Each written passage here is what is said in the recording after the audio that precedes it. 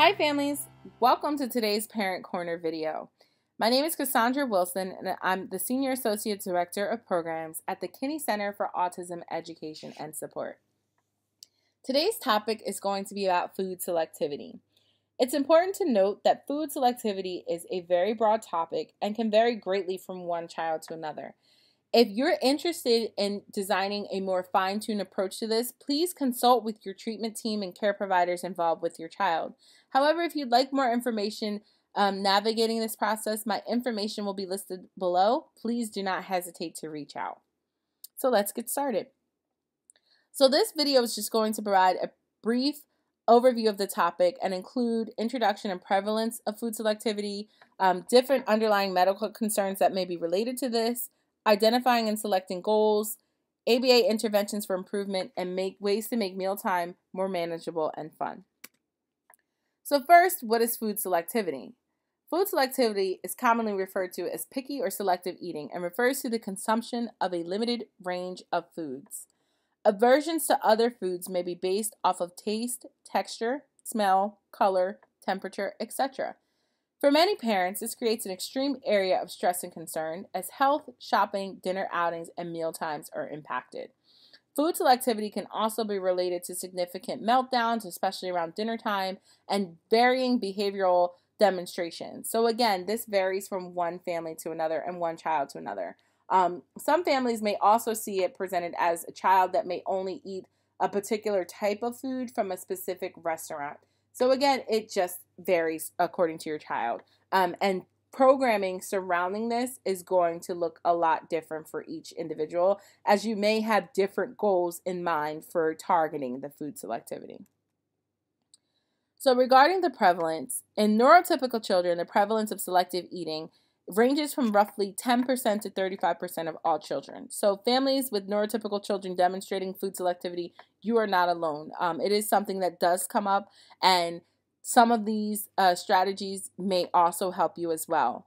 And for children with autism, or children with the autism spectrum disorder, the range increases from 46 to 89%. So families with children with autism spectrum disorder, you're probably no stranger to this, and you're not alone as well.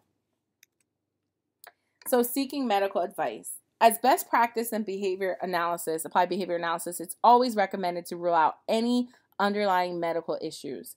I just have a few of the medical concerns that may be related to this that are often common in treatment. It's very important that you seek a medical provider to rule these things out. The first being gastroesophageal reflux disease, known as GERD. So this refers to a condition that occurs when acid-containing contents of the stomach enter into the esophagus, causing a burning sensation or that heartburn.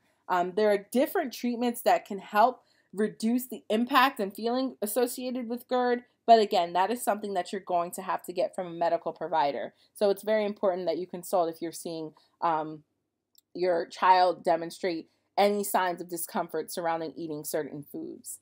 Another one is constipation. So constipation is very common and can be attributed to different medications or different changes in diet, etc. But again, it's important to rule this out as the cause of the food selectivity. Maybe your child has recognized internally that there's some foods that make them uncomfortable, and those are the foods that they're avoiding. So by ruling that out, you're able to target and treat. Another common one can be a swallowing issue, or known as dysphagia. So dysphagia refers to difficulty swallowing and may be related to neuromuscular problems, and it can be painful. So if your child is only going after a certain texture of food, or you're noticing that they're having difficulty swallowing certain types of foods, please seek medical attention. Signs associated with dysphagia can be excessive drooling, coughing during or after swallowing, and aspirating. Another common one may be food allergies. Again, maybe your child has internally recognized that a certain food makes them uncomfortable, and the uncomfortable feeling can be attributed to an allergy. So by ruling that out with a medical provider, you're able to treat that allergy, and you'll be able to know that maybe certain ingredients within the foods that they're eating are causing this, and you can kind of create a food plan surrounding this to avoid that particular allergy. And last but not least, we have dental issues. Any chewing or swallowing, it may be related to pain that they're feeling anywhere in their mouth or jaw, or maybe they're having, a cavity, anything like that. You'd be surprised how it can affect the food selectivity. So by ruling these out, we're able to have a clean slate to kind of design a treatment plan or food selectivity plan to help around that. On the other side, it's also important to seek medical advice because the ongoing or prolonging of food selectivity can have a detrimental impact to long-term health for your child. So prolonged selectivity can impact vitamin deficiency, bone loss, limited growth, etc. So it's great to be on the same page with your primary care provider, your child's primary care provider, to troubleshoot this and have a full picture of how it's impacting the child and ways to treat it. So who can help? There are so many avenues that you can take to get help with this. There are multidisciplinary feeding clinics, which may include doctors, BCBAs, occupational therapists, etc., under a one-stop shop. All of these programs may not be available in your area or may have extensive waiting lists. So if you have any questions, I would say pitch it to your primary care provider, or if you have a care provider such as a BCBA involved, bring this up to them so that we can help kind of either navigate if we have the experience or kind of guide you to where you can get additional help regarding this. This goes for occupational therapists that can be involved, physical therapists, nutritionists as well. It's always great to have a collaborative approach if possible because building skills in different areas can help with improving the overall ability to kind of eat those new foods and be open to trying those new foods. So I would say get as much information from all parties and a comprehensive treatment plan that encompasses all parts as often as possible.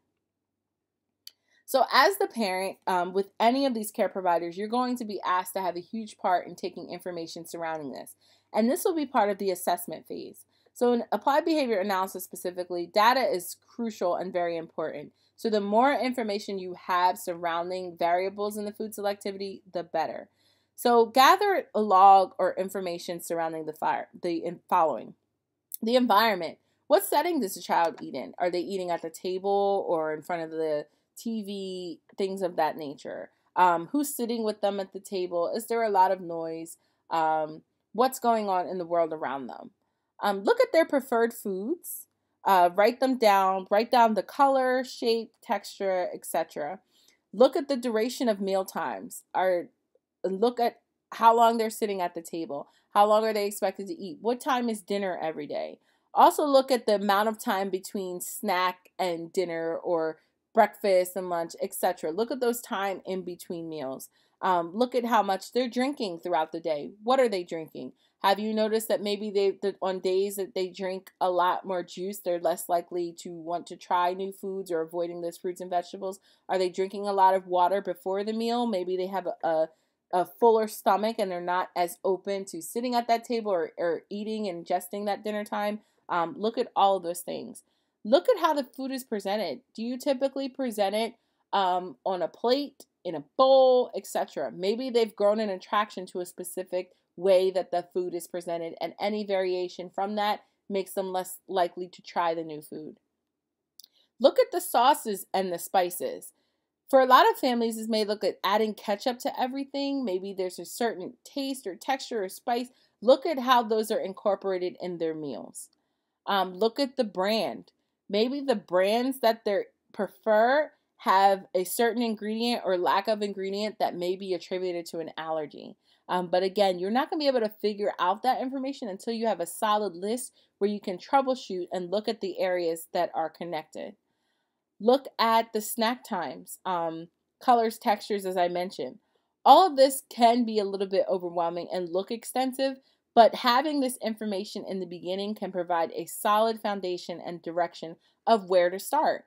It'll also help you kind of troubleshoot some things that you may be able to change just as preliminary things. Maybe you didn't have a structured dinner time, or looking at different snack times, and maybe you need to space that out more. Just looking at that kind of starts the brainstorming process to get treatment going. So again, you're going to be able to identify connections, if any, with the foods. So are all the foods that they prefer or don't prefer typically one texture? Again, are they all the same color? Are they all meats, carbohydrates, etc.? Identifying these common themes will help with identifying categories of the foods to introduce and that may be similar to currently preferred foods. So if you're noticing that they like a particular crunch to their food, maybe we're going to start focusing and increasing their repertoire of food based off of foods that have a particular crunch to them. So crunchy fruits, crunchy vegetables, maybe the way that we prepare them will be crunchy in nature. So an important step that you're going to be able to do no matter what part of this that you start with is regulating the meal times. So it's very important to create a consistent schedule for meals and snacks to ensure that ample time between meals to allow for adequate hunger. Hunger in this case is going to be our strongest motivator. So when your child is hungry, they may be more likely to try a new food versus when they've just had snack. Try to limit or look at excessive liquids between meals. This is important because sometimes you may find that your child may be more prone to drinking their calories and may want to drink instead of actually eating. So it's important to get a better idea of that and put that on a schedule so that we're able to program around that. Also, by looking at the regulated meal times, this will help if you have maybe a goal for the child to sit at the table for a longer amount of time. You'll be able to have a baseline and then gradually increase this. So identify both short and long-term goals. So these are going to vary, and again, they're based off of your child. But an example of some short-term goals may be increasing the time at the dinner table or eating 1 to 2 bites of a different variation of the same food that they like. So maybe if they like fried chicken nuggets, maybe we're going to try a softer texture or baked nuggets, etc. Criteria for this and the criteria for the amount that's associated with a bite may vary. For some families, the size of the bite may be as small as a pencil point. So you're literally getting them to try something that small of a different type of food, and that may be progress, versus another child that may be able to try a spoonful of that food, and that may be progress. Do not base your child's progress off of somebody else because it's so individualized and it's going to vary. Long-term goals can be things such as increasing food repertoire to include more fruits and vegetables, or maybe your long-term goal may be just having them tolerate a vegetable on their plate with their meat. Whatever it looks like for that child, identifying both short-term strategies in that goal and long-term will help you identify ways to program as well as get you excited because you'll see that they're meeting those small steps within that long-term goal. Remember, it's going to take time and that length of time can vary. You may find that you may have more success with your child being open to trying more fruits than vegetables. That's not uncommon. It's just going to look different for your child. So the second thing that you can do is select a reinforcer. So what will your child get for trying the new food? So if you want to test out this at mealtime, make sure you have a reinforcer for them. Most common reinforcers surrounding food selectivity can include access to the preferred food, but some may choose a special toy, activity, sticker, etc. And what that's going to look like is you're going to have them try however the determined amount in that bite of the non-preferred food. So let's say you're getting them to try broccoli. You're going to take a pinpoint size or whatever determined size of that broccoli and give that to them. And if they take it, great. You're going to provide them with access to their preferred food. And how many trials you're going to do during dinner time is going to vary. Maybe your child is only going to tolerate it that one time and that's success and we'll build that up over time. Or maybe they're going to continue the bite for bite, as we call it, throughout dinner time. It just depends. It's also important to note that your reinforcer may change. So maybe you're going to use the preferred food one day, but maybe that child the next day is motivated by a sticker, activity, etc. It is great to vary this so that your child doesn't get tired of the same thing and so that you have something to use for each meal to keep the momentum going. The important thing to note when selecting the reinforcer is your child should not have access to whatever is going to be used outside of that meal time because that's going to drive that motivation to make them engage in the behavior that we want. So the common strategy that is used in a lot of food selectivity programs is known as shaping. So shaping is a useful strategy to teach a new skill by providing reinforcement, following the successful approximations or baby steps, and gradually increasing the steps needed for reinforcement over time. That is a mouthful. I understand. I'm going to break that down in more of an example on the next slide. But this strategy is often incorporated in food selectivity treatments to increase the amount of foods ingested. So the example here, and again, this is a very basic example, and it's going to look different for your child. But for day 1, shaping may look like this. You select a new food to be introduced. You start with a very small or 1/4 teaspoon bite of the new food. Once the child takes that teaspoon full of the food, you reinforce them with the preferred food directly following. So in the beginning, you're going to reinforce that 1/4 a teaspoon every single time because that's going to build us up to our big goal. Again, on the next time or day 4, so we have a couple days in between, you're going to start with that non-preferred food again, but this time it's going to be a 1/2 teaspoon. So we're shaping that increase over time. And you're going to give them that 1/2 teaspoon and then provide them the reinforcement and so on. So after the 1/2 teaspoon, maybe on day 10, we're going to give them 3/4 teaspoon, then a whole teaspoon, then 2 teaspoons, etc. You're going to build up and reinforce on each of those steps. So start off small, then grow tall is the rationale behind shaping. So another easy way to kind of help with food selectivity is increase exposure. An easy way to do this and a non-pressured way to do this is parents, let's say you're eating something new for dinner. Offer your child the opportunity to try. Introduce them to the new foods. You may see that they may have an interest in it, and especially when you're eating it and they see through example, they may be likely to try it. It may not work every time, but it's really good to provide that opportunity for additional exposure. So identify new foods to try. Keep it consistent though. So for dinner time, if you're introducing that new food to them, try to keep it consistent as it's going to take multiple steps or attempts over several meals and several days. So depending on your food programming protocol, you may be trying the same non-preferred food for a couple days consistently at a time, or you may be trying different variations, so different vegetables through each meal at a different amount of time. Again, this is going to vary based on the significance or severity of your child's food selectivity. So again, have it designed, however it's designed in your program is going to be how you're going to implement it. But this is just an example how to increase that exposure. Start with a small amount. Again, as I mentioned previously, sometimes it has to be as small as a pencil point to introduce that new taste.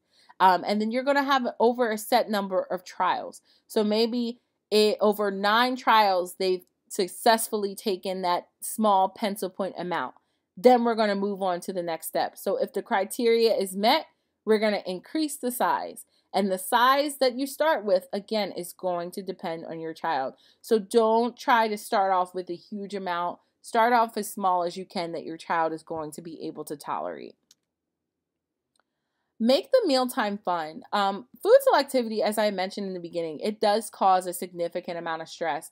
So we may not recognize internally that we're creating a stressful environment because we're getting them to want to try the new foods. So it's important to take a step back, monitor your own behavior, and make sure that food and the time and engagement with family is a fun time. Sometimes pairing it with a new attitude or a fun environment can make the environment more relaxed and make your child more comfortable with wanting to try new things. It's very easy, like I said, to overlook it and not realize the type of energy that we may be bringing as parents to the table. So just take a step back and keep track of that.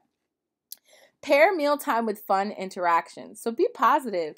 Incorporate siblings. Incorporate, fun discussion about different topics or areas that may have had progress in with it throughout the day. Make it fun. I know that one of the different things with surrounding COVID-19 is that a lot of families have found that they've had more time to have dinner as a family. And maybe that's something that will help your child. They need a more supportive environment. So it's just going to depend.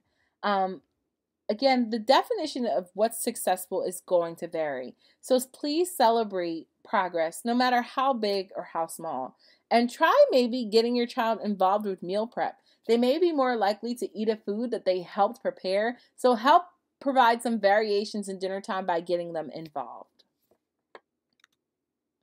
So in summary, if you're concerned with the nutritional deficiencies or anything regarding this nature, please seek medical advice. Definitely consult with your treatment team or BCBA to establish some food selectivity goals. Parents, do not be afraid to incorporate this. There are strategies that your BCBA can do to help surrounding this, especially heavily surrounding reinforcement and shaping, as I mentioned. Try to be creative and continue to try at home. So parents, if you have a food selectivity plan, definitely follow it, and don't be afraid to offer exposure to those new foods. Creating that relaxed environment may help the child in turn be able to process new foods and be more likely to try those foods. And again, overall, know that you're not alone. This is a very broad topic and impacts a lot of families. So it's not just you. And again, it's going to vary what the program looks like. So if you have specific questions about how you can go about this, I'm very happy to help. So please email with the information below or consult with your team, as I mentioned. I hope that you got some information or preliminary information surrounding food selectivity, and I hope that you're able to reach out and I can answer any more of your questions. But thank you for joining me today. I'm also going to I have here listed some additional resources for more information. These resources are great in providing some preliminary steps. So hopefully you're able, I'm going to leave this up in case you want to take some notes.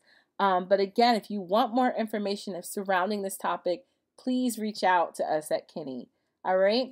Thank you for joining, parents. I hope that this was enlightening to you, and have a great day.